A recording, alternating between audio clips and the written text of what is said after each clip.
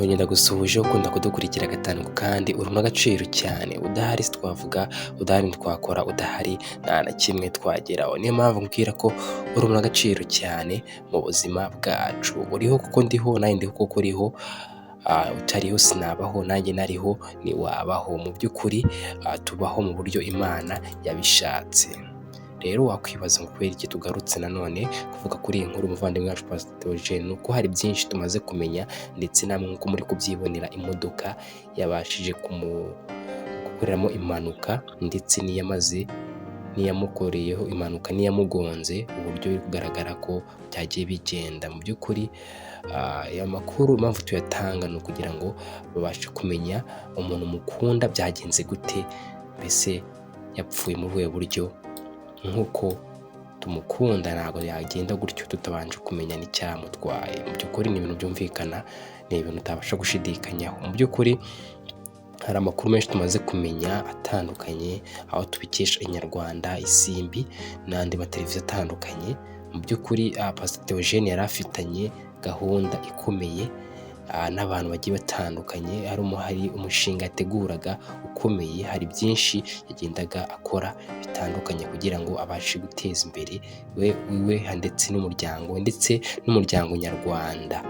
Hari amakuru yandi dufite kuri Pastor Theogene ko yari afite bari bafite hafi kumupangira. Hari umugabo waganiriye na Sabe ku Isimbi TV, bamaze gupanga ko yashakaga kumuhereza itike y'indege ijya mu Bufaransa kugira ngo abashe kujya gutembera, ajye kuvugirayo ubutumwa bugiye butandukanye. Mu by'ukuri urumva yari afite byinshi, hari byinshi yari agiye gukora, hari byinshi yari agiye kunyuramo, hari byinshi byari kuzaduhindura, hari byinshi byari kuzahindura isi. Mu by'ukuri ntabwo bigenze, ni uko bimera, nta kundi tugomba kubyihanganira.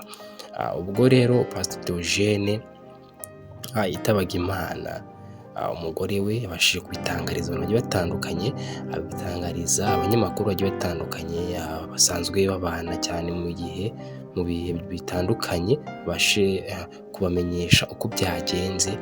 Mu by'ukuri umugore we yari akomeye cyane, yumvaga ameze neza, yabyakiriye.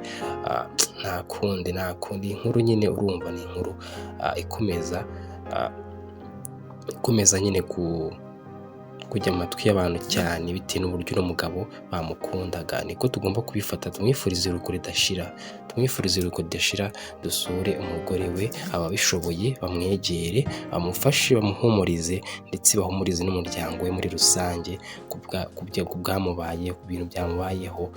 Nta kundi ni uko isi imeze, ni uko tugomba kubyakira. Rero purpose y'ikiganiro kwari ukubereka iyi video, kubereka uburyo imodoka yamuguyeho n'uburyo yakoze impanuka. Murabona aho ngaho abantu bari kurwana no kumukuramo, urabona breakdown, bagerageza kuzamura imodoka kugira ngo babashe gukora umurambo munsi, imirambo yabashije kuba iri munsi. Urabona rero imodoka nayo yakoze impanuka, yamugonze. Ubona ko ari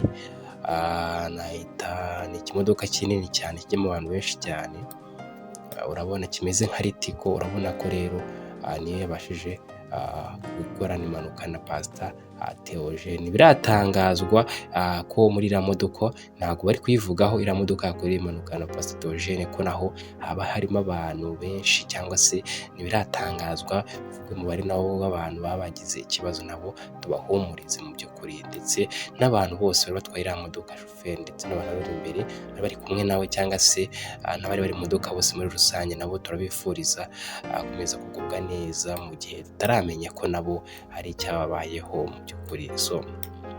Ntabwo rero dukomeze kumwifuriza iruhuko ridashira.